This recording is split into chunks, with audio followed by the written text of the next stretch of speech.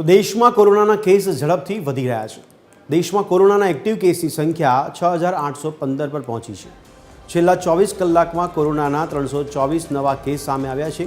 કેરળમાં સૌથી વધુ 2053 કેસ છે, તો ગુજરાત દેશમાં બીજા સ્થાન સાથે 980 એક્ટિવ કેસ સામે આવ્યા। તો દેશમાં કોરોનાના લીધે જાન્યુઆરીથી અત્યાર સુધીમાં કોરોનાના નવા વેરિયન્ટને કારણે 12 રાજ્યોમાં 68 દર્દીઓના મોત થયા છે।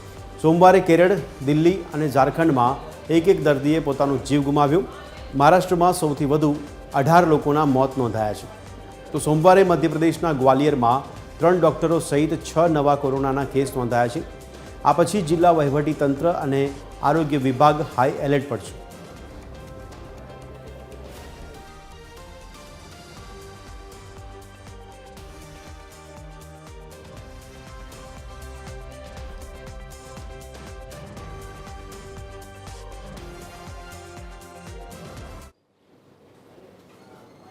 તો દેશમાં કોરોનાએ ચિંતા વધારી, ત્યારે કયા કયા રાજ્યો વધારે પ્રભાવિત થયા તેની પર એક નજર કરીશું। તો આપણે ગ્રાફિક્સના માધ્યમથી સમજાવીશું। કેરળમાં 2053 કેસ સૌથી વધારે છે।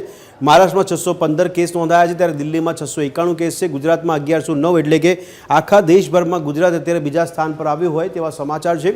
સૌથી વધારે જે કેસ આવ્યા તેમાં કેરળ બાદ ગુજરાતમાં વધારે દેખાય છે। ત્યારે આ રાજ્યો છે કે જેમાં કોરોનાની વધારે અસર નોંધાવા જઈ રહી છે।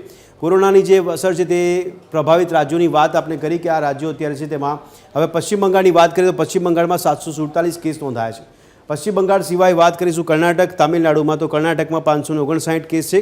તમિલનાડુમાં 207 નવા કેસ નોંધાયા છે, ત્યારે ઉત્તર પ્રદેશમાં 225 કેસ નોંધાયા છે। અને આ રીતે આંકડાકીય માહિતીના ભાગરૂપે હાલમાં જે કોરોનાના કેસો નોંધાયા છે તેમાં ગુજરાત બીજા સ્થાન પર છે।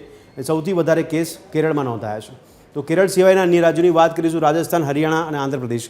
રાજસ્થાનમાં 124 છે, મધ્યપ્રદેશમાં 52 છે, હરિયાણામાં 108 છે, આંધ્રપ્રદેશમાં કુલ 86 કેસ નોંધાયા છે। આ આંકડાકીય માહિતી સમગ્ર દેશમાં જે પણ રાજ્યો છે તે કોરોનાથી વધારે પ્રભાવિત થયા તેની આંકડાકીય માહિતી આપને ગ્રાફિક્સના માધ્યમથી સમજાવવાનો પ્રયાસ કર્યો।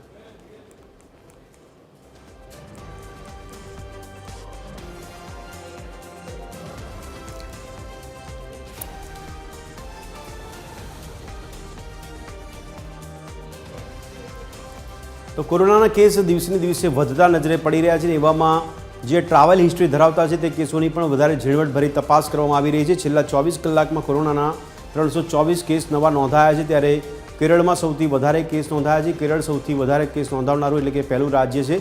ગુજરાત દેશમાં બીજા સ્થાન પર પહોંચ્યું છે, જેમાં 980 એક્ટિવ કેસ નોંધાયા છે।